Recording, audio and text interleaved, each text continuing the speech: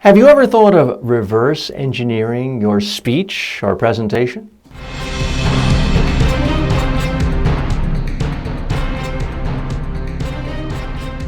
Speaking, the show about effective speaking in public, to the media, at work, and in life. Speaking with TJ Walker. Most people, I believe, fail in their presentations because they don't have a singular goal in mind. They don't look at where they're trying to end up. So they start a presentation by gathering lots and lots of facts, lots and lots of details, and they start putting that on PowerPoint slides, and before you know it, they become handcuffed. When you think about other things you're trying to do in life, that's typically not how you do it. If you live in San Francisco and you want to drive across the country to New York, you have New York as the endpoint. You want to get there. And you may figure out, okay, I want to stop in St. Louis on the way. I want to stop off at the Grand Canyon. But you have the clear-cut ending point. And you may have a particular time frame. If you have a summer vacation and you're a student, you say, okay, I've got 3 months. I got to get to New York City at least 6 weeks from when I start if I'm going to get back and have the same amount of time. Unfortunately, too many people don't take that attitude when it comes to their presentation. Again, think of it as building a house. You don't just think of it as, well, let me buy a whole lot of lumber, whole lot of nice stones, get a whole bunch of shrubs, and you'll see what happens. Let's just put it all out one day and see if it ends up a nice home. No.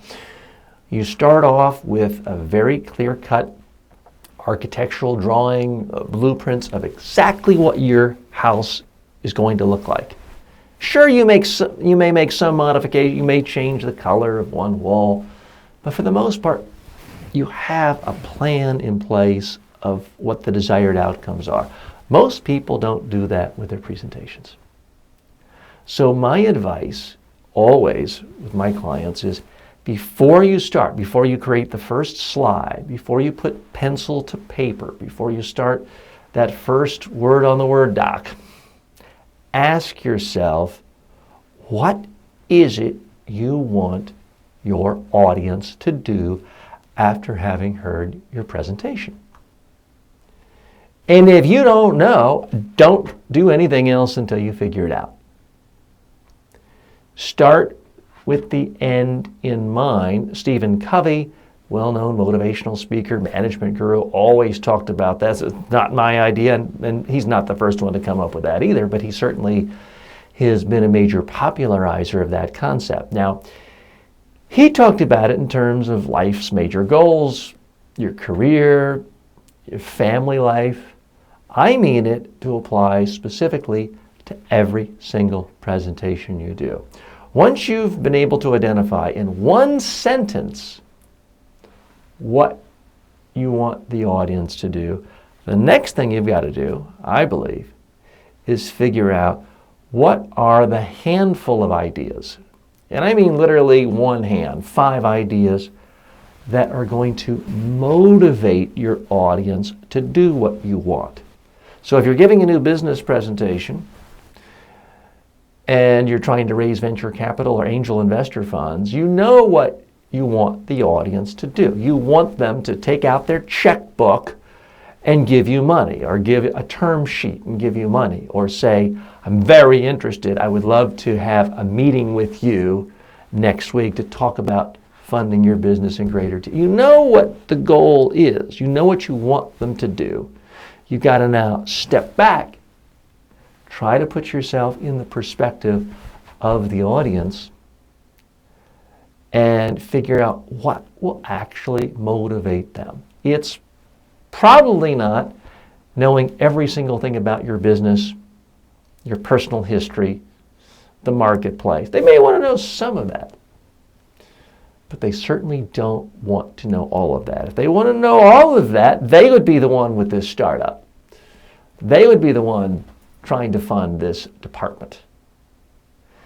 So if you really, really isolate in one sentence what you're trying to get the audience to do, and then figure out what are the 5 things that are going to motivate your audience. It will completely, I promise you, transform every aspect of your presentation structure, and for that matter, your delivery. More in a moment. To hire TJ Walker as a keynote speaker or workshop leader for your next conference, call 212-764-4955.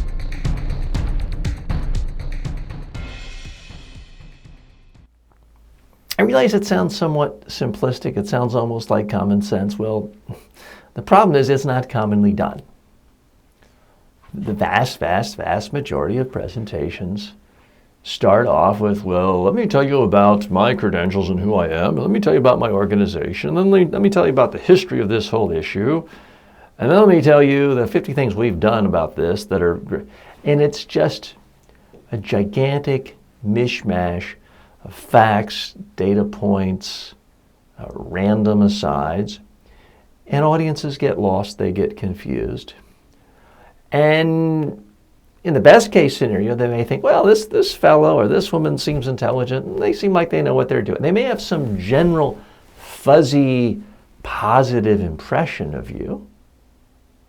But why do we care about that?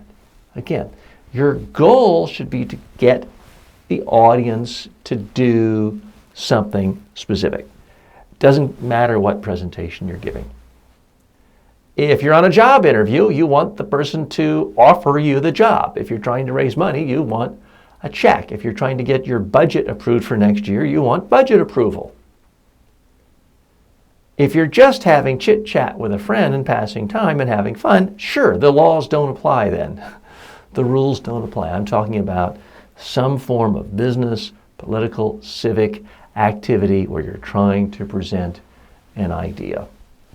So please, before you do anything, before you buy new public speaking software, before you buy another tick buster or download an app that counts how many uhs and ums you say, which I reviewed recently and I think is for the most part a waste of time, just start off with a blank sheet of paper or a blank screen on your phone or your iPad, however you like to write stuff down or record stuff, and just in one sentence sum up what is it you want your audience to do. Then build your speech backwards from there. Do that, you'll be in much better shape than most speakers. Next up, what do you do when you make a mistake? Do you have a speaking-related question for #1 USA Today best-selling author TJ Walker? For more than 30 years, Walker has been a public speaking coach and media trainer to presidents of countries, prime ministers, CEOs, Nobel Peace Prize winners, professional athletes, and Miss Universes. Send your questions to info@mediatrainingworldwide.com or on Twitter @TJ Walker. Folks, what do you do if you make a mistake when you're delivering a presentation or you're in a media interview or creating your own medium? Everybody makes mistakes, folks. I have made mistakes. But if you make certain types of mistakes, your credibility is destroyed. Certain mistakes can be career-ending. Other mistakes can open up a whole can of worms, get you sued. The fewer mistakes, the better. Now, not everyone is going to agree with you all the time. They might not like everything you have to say, but certainly you should go out of your way to be factually accurate. And if you make a mistake, try to correct it. Now, this happened to me just a few moments ago, 15 minutes ago. I was taping the program that you would have heard yesterday if you're hearing these in sequence. And I was talking about a gentleman who was caught having an affair with an underling, someone who was a direct report, and I erroneously described it as an adulterous relationship. He was a 61-year-old influential president of an organization, and he was dating a woman in her 30s who worked for him, reported to him, and I just was too quick. I was too glib, and I did the whole show. And in the intro, I described it as he was having an adulterous relationship. As I was labeling the show, I was looking at it and I was going to put in the label, is adultery a crisis communications issue? And then I thought, am I certain he's married? Because if neither party is married, it's not adultery. So I went and did some fact checking. I looked at a couple of other reports in other media outlets, and it turns out, lo and behold, he's not married. The employee in question wasn't married. I was wrong. So I had a choice. I could put a little footnote in the notes of the show, but that seems to be bad form for me to put something out when it hasn't been distributed to the world and I know it's wrong. A correction when it hasn't been put out, to me, just seems a cowardly way out. I could edit that out, but I don't know how to edit video or audio, folks. Everything I do here is the same as what you have to do in a real-life speech, which is you have to simply speak, and once it's out, it's out. So what I did, and I hate to do this, in fact, I'm not sure I've done this for any other episode so far, because the whole episode had been finished.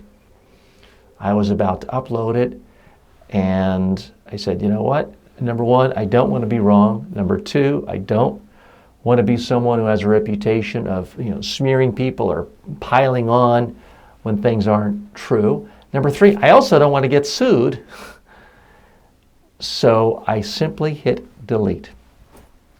I deleted the entire show, and I did it again. Now, if you're giving a presentation, you can't do that, but if someone brings it to your attention, I would instantly issue a clarification. Or let's say you just know you made a mistake. Without making a big deal out of it, without beating yourself up and bloodying yourself up, simply state what you do know to be true and briefly, if it's appropriate, apologize. In this case, I don't really have to apologize because I didn't actually mention this guy's name and say that he was an adulterer because I hit delete. So that's really the crisis communications, the media training issue, and the presentation skill lesson here. Try to get your facts as accurately as possible. If you make a mistake, don't be afraid to issue a correction or apologize. But when it's your own media creation and you have the power to use the delete button, just do that. It makes things much simpler and easier in the long run, even though in the short run, you got to do the whole show again. I'm TJ Walker. Thanks for spending some time with me. As always, may all of your presentations in life be a huge success. Speaking with TJ Walker is the #1 rated daily streaming TV and radio show devoted to all aspects of speaking and communication.